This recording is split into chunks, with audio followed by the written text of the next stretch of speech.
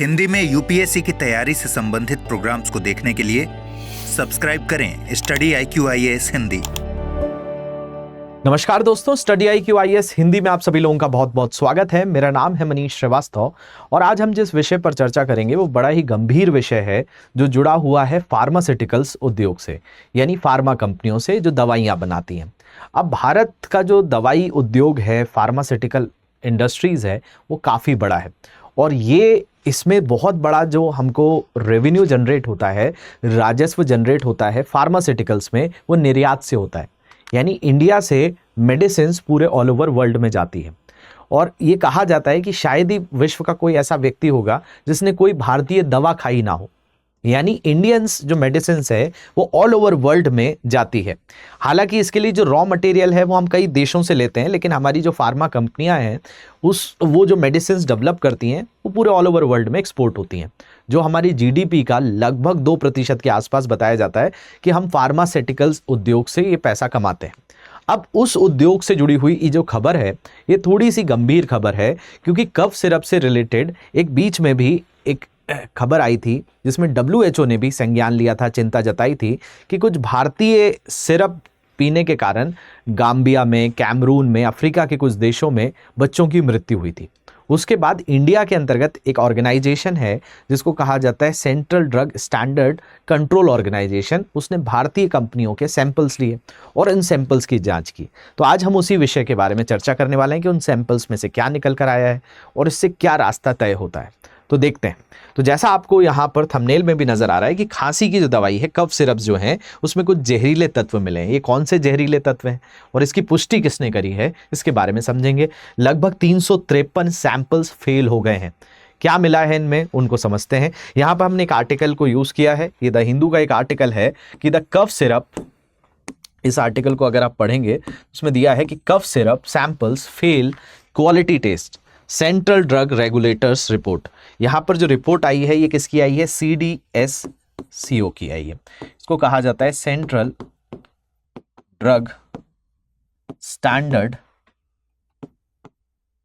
Control organisation. तो ये central drug standard control organisation, इसी को CDSCO कहा जाता है। अब इसकी रिपोर्ट को अगर हम देखते हैं तो इसकी रिपोर्ट में क्या कहा गया है कि इस रिपोर्ट में CDSCO report classified these batches as not of standard quality. यहां पर NSQ का स्टेटस दिया गया है, not of standard quality, due to issues with diethylene glycol, DEG मिला है इसमें, और दूसरा एथिलीन ग्लाइकॉल, ये EG मिला है। ऐसे microbial growth, pH and volume, यानी इनके pH में भी प्रॉब्लम है, इनके वॉल्यूम्स में भी दिक्कत है। इसमें कई तरह के माइक्रोबियल ग्रोथ है, यानी कुछ जीवाणु जो हैं, सूक्ष्म जीवों का भी इनके अंतर्गत सैंपल्स में जांच मिली है। तो सेंट्रल ड्रग कंट्रोल ऑर्गेनाइजेशन ने ये सैंपलिंग करी थी, टेस्टिंग करी थी और सैंपल्स में जो जांच निकल कर आई उसमें बहुत सारी चीज़ें NSQ में आ गई, यानी नॉट ऑफ स्टैंडर्ड क्वालिटी। जितना एक स्टैंडर्ड, एक मानक होना चाहिए वो उसके अंतर्गत नहीं है। और दो बहुत ही खतरनाक इसके अंतर्गत रसायन मिले हैं जिसमें डाई एथाइल ग्लाइकॉल और एथिलीन ग्लाइकॉल की बात है। इनसे क्या होता है इसको आज की क्लास में हम समझेंगे और ये क्यों हमारे लिए इतना ज़्यादा प्रभावित कर सकता है, इसके भी आयाम को देखेंगे। तो चलिए शुरुआत करते हैं। उससे पहले आप लोगों के लिए बड़ी ही महत्वपूर्ण खबर है। 27 जुलाई से स्टडी IQ-IAS हिंदी आप सारे लोगों के लिए ला रहा है GS फाउंडेशन P2I बैच का प्रतिज्ञा बैच। इस प्रतिज्ञा बैच में जुड़ने पर आपको खास एक चीज़ ये है कि अगर आप इस बैच का हिस्सा बनते हैं और नेक्स्ट ईयर प्रीलिम्स देते हैं, 25 मई को प्रीलिम्स है, उस प्रीलिम्स को क्लियर करने के बाद आपकी जो फीस है इसकी रिफंड कर दी जाएगी। ये कोर्स आपको 2.5 साल तक आप देख पाएंगे, यानी 2027 तक ये कोर्स वैलिड रहेगा। इसमें आपको रोज़ाना जो क्लासेस, लाइव क्लासेस होती हैं वो मिलेंगी, डेली आंसर राइटिंग होगा, मेंटोरशिप इसमें मिलेगी, एक मेंटोर अलॉट होगा जो आपकी पूरी तैयारी के दौरान आपके साथ कोई भी तरह की आपको समस्याएं हैं उनका आंसर्स करेगा। वीकली रिवीजन टेस्ट होते हैं, मेंस की टेस्ट सीरीज मिलती है, प्रीलिम्स की टेस्ट सीरीज मिलती है, इसमें ग्रुप डिस्कशन सेशंस होते हैं, ज्ञानवाणी सत्र होता है, डेली करंट अफेयर्स मिलता है, CSAT की क्लासेस मिलती हैं, NCERT के रिकॉर्डेड सेशंस मिलते हैं, 18 बुक्स का सेट आपके घर पर डिलीवर कराया जाता है। और ख़ास चीज़ इस बैच के साथ जुड़ने पर आपको एक और मिलने वाली है कि हमारे फेवरेट अमृत उपाध्याय सर जो हैं वो आपको इसमें पॉलिटी सब्जेक्ट पढ़ाने वाले हैं। तो इसमें आप जो है शुरुआत कर सकते हैं प्रतिज्ञा बैच नंबर 2 की पॉलिटी के साथ, और अमृतसर के साथ इस बैच की शुरुआत में आप पॉलिटी, काफ़ी समय से आप लोगों की मांग थी कि पॉलिटी अमृतसर से पढ़ाएं, तो बैचेस में भी उनकी क्लासेस अब आ गई हैं। आपको सिर्फ ऐप या वेबसाइट पर जाना है, इस बैच प्रतिज्ञा बैच नंबर 2 को सर्च करना है, और इसमें मेरा कोड है मनीष लाइव, इसको यूज़ करके इस बैच में एनरोल कर लेना है। इसकी फ़ीस अभी मात्र 27,999 होगी जब आप कोड यूज़ करेंगे। कोई भी तरह की समस्या आती है, ये मेरे सोशल मीडिया हैंडल्स हैं, इसमें आप इंस्टाग्राम पर मुझे मैसेज कर देंगे। अगर एडमिशन रिलेटेड कहीं पर भी कोई समस्या आती है या एकेडमिक रिलेटेड भी आती है, लेक्चर की पीडीएफ के लिए, लिंक्स के लिए, अपडेट्स के लिए टेलीग्राम ग्रुप ज्वाइन कर लेंगे, यहाँ से सारी अपडेट्स आपको मिलती रहेंगी। चलिए हम टॉपिक पे आ जाते हैं। टॉपिक पे हम जिस विषय की बात कर रहे हैं वो है कफ सिरप्स। कफ सिरप एक अभिन्न हिस्सा है, कभी ना कभी आप सारे लोगों ने इसका सेवन किया ही होगा।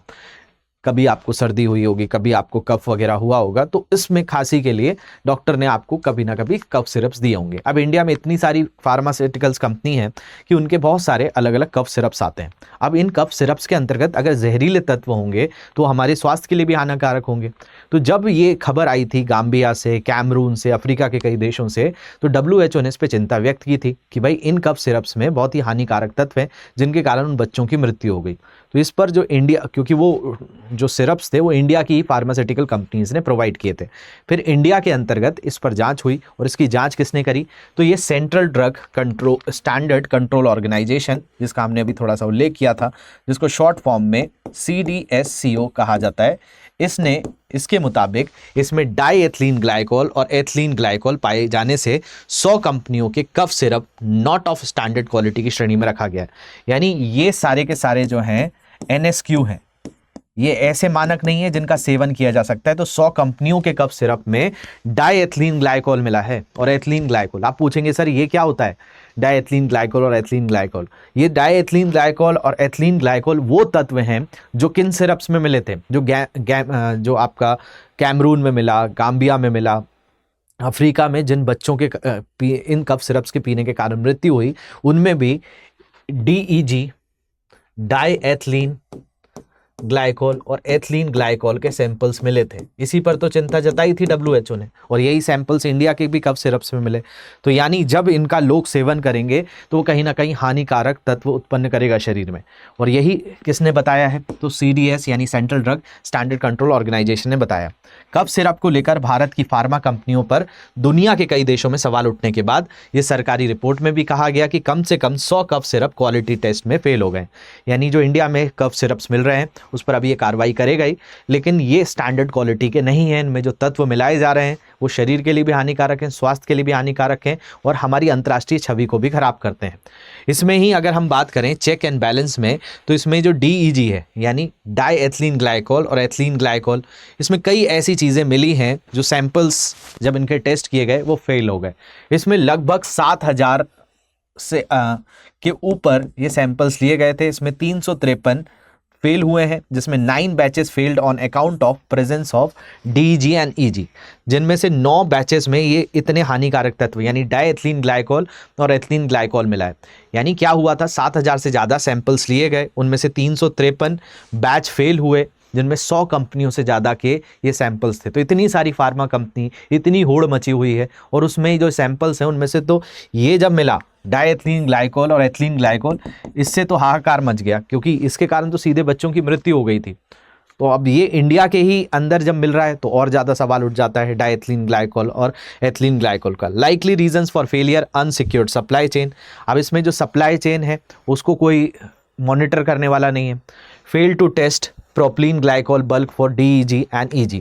इसके लिए जो टेस्टिंग होती है उसका भी हमारे भारतीय कंपनियों में अभाव देखने मिलता है, इसके कारण ये सारी चीज़ें यहाँ पर देखने मिली। अब इसमें अगर हम बात करें तो जैसा मैंने अभी आपको यहाँ पर बताया कि इसमें लगभग 7,000 सैंपल्स में से 353 की गुणवत्ता ठीक नहीं रही। तो 7,087 बैच दवाओं की जाँच की गई, जिनमें से 353 को NSQ यानी नॉट ऑफ स्टैंडर्ड क्वालिटी की श्रेणी में रखा गया। वहीं 9 सैंपल में क्या मिला, डाई एथिलीन ग्लाइकोल, मतलब इतना हानिकारक पदार्थ जो मृत्यु के लिए कारक है, जहर के तौर पर है। तो एथिलीन ग्लाइकोल और डाई एथिलीन ग्लाइकोल इतना खतरनाक है। गुणवत्ता ठीक ना होने की वजह से डीईजी और ईजी की उपस्थिति के अलावा असुरक्षित supply chain, propylene glycol bulk testing में फेल होने का कारण बताया गया।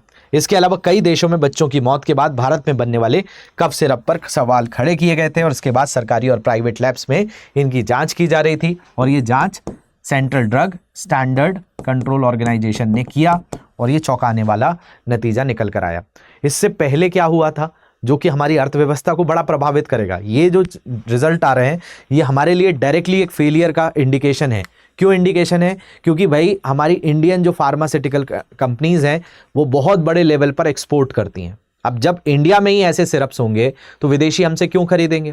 उनका तो यही मानना होगा कि भारत ऐसे तत्व मिला रहा है डायएथिलीन ग्लाइकोल और एथिलीन ग्लाइकोल जो उनके ही देश के लोगों को पिला रहा है, तो फिर तो हमारे देश में तो ये आसानी से भेजेगा। और ये मिले भी सैंपल। इस पर WHO ने बहुत ही ज़्यादा तरीके से चिंता व्यक्त की थी, क्योंकि अगर आप बात करें तो इसमें गाम्बिया, उज्बेकिस्तान, कैमरून और विश्व स्वास्थ्य संगठन ने इन दवाओं को लेने वाले बच्चों की मृत्यु के बाद चिंता व्यक्त की थी कि भाई सीधे तौर पर मृत्यु तो एक किसी को साइड इफेक्ट होना ये अलग बात है, किसी की डेथ ही हो जाना ये तो सबसे ज़्यादा घातक चीज़ है। और वो जिस तत्वों के कारण हुई वही 9 सैंपल्स में यहाँ पर मिले, तो ये तो और बड़ा चिंता का विषय है। इतने सारे 7000 बैचेस में से लगभग 350 सैंपल फेल होना भारतीय फार्मास्यूटिकल कंपनीज के लिए एक सेटबैक है, इंडियन इकोनॉमी के लिए भी एक सेटबैक है, क्योंकि हमारी जीडीपी में एक बहुत बड़ा रोल है इन सारी फार्मास्यूटिकल कंपनीज का। तो अगर हम बात करें भारत में निर्मित सिरप में ग्लाइकोल और एथिलीन ग्लाइकोल जैसे विषाक्त पदार्थ, जो जहरीले पदार्थ हैं, जो कभी कभी घातक हो सकते हैं खासकर बच्चों के लिए, और इसके कारण गाम्बिया, उज्बेकिस्तान, कैमरून में तो जान भी गंवाई कई बच्चों ने। तो अगर हम कुल मिलाकर इसको भारत के संदर्भ में देखें तो भारत का जो फार्मास्यूटिकल क्षेत्र है, इससे केवल एक कफ सिरप की जो इंडस्ट्री है, इसके अलावा और भी तो बहुत सारे ड्रग्स बनते हैं। जब इस पर अविश्वास होगा लोगों को तो दूसरी चीज़ों पर मतलब ये एक कहीं ना कहीं एक डाउट क्रिएट करेगा ऑल ओवर वर्ल्ड में कि इंडियन जो मेडिसिन हैं वो फिट नहीं है, और इसका नुकसान दूसरी मेडिसिन, दूसरी फार्मास्यूटिकल कंपनीज जो कफ सिरप्स नहीं बनाती उनको भी भुगतना पड़ेगा। और अभी हमारी इंडियन जीडीपी में फार्मास्यूटिकल सेक्टर की बात करें, इतने सारे सेक्टर्स हैं, उसमें लगभग 2% के आसपास हमारे जीडीपी में सिर्फ दवाई उद्योग लाकर देता है, और उद्योग का लगभग 50 बिलियन अमेरिकी डॉलर। अब सोचिए इतनी बड़ी इंडस्ट्री है, 50 बिलियन अमेरिकन डॉलर जो है, जिसमें आधे से अधिक निर्यात से आता है। ये हम जो कमा रहे हैं ना 50 बिलियन डॉलर, जो हमारी जीडीपी में एक बहुत बड़ा अकाउंट है, उसमें आधा पैसा हमें विदेशी देते हैं जब हमारी जो फार्मास्यूटिकल कंपनीज के जो ड्रग्स हैं दूसरे देशों में जाकर बिकते हैं। तो ये इसलिए हमारे लिए बड़ा ही चिंता का विषय हो जाता है। स्वास्थ्य एवं परिवार कल्याण मंत्रालय यानी health and family welfare department के अंतर्गत कौन आता है? Central drug standard control organisation, जिसने इन ड्रग्स के ऊपर जांच करी, सैंपल्स की जांच करी और यह निर्णय दिया। इस पर यह क्वेश्चन है कि भाई केंद्रीय औषधि मानक नियंत्रण संगठन यानी central drug standard control organisation Bharat सरकार के किस मंत्रालय के अधीन कार्य करता है? तो याद रख लेना, स्वास्थ्य एवं परिवार कल्याण मंत्रालय के अधीन काम करता है। तो इसका आंसर नंबर बी होगा। तो ये एक बड़ा ही इंपॉर्टेंट अपडेट्स आया था, आशा करता हूँ आप लोगों को समझने आया होगा।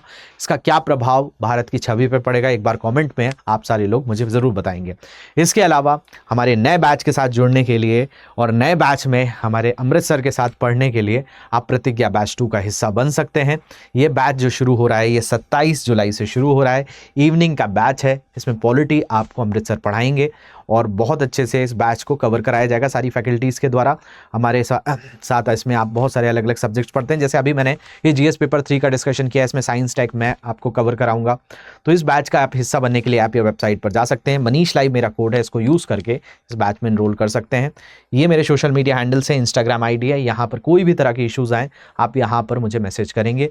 ये टेलीग्राम ग्रुप है, इससे इस लेक्चर की पीडीएफ भी आपको इजीली अवेलेबल हो जाएगी। आशा करता हूँ आज के सेशन में जो हमने डिस्कशन किया है आपको पसंद आया होगा। अगर ये सेशन अच्छा लगा है तो मुझे कमेंट में ज़रूर बताइएगा। मिलते हैं अगले सत्र में, तब तक के लिए ध्यान रखिए। Thank you very much for watching this. Have a great day. Hindi में यूपीएससी की तैयारी से संबंधित प्रोग्राम्स को देखने के लिए सब्सक्राइब करें स्टडी IQ IAS हिंदी।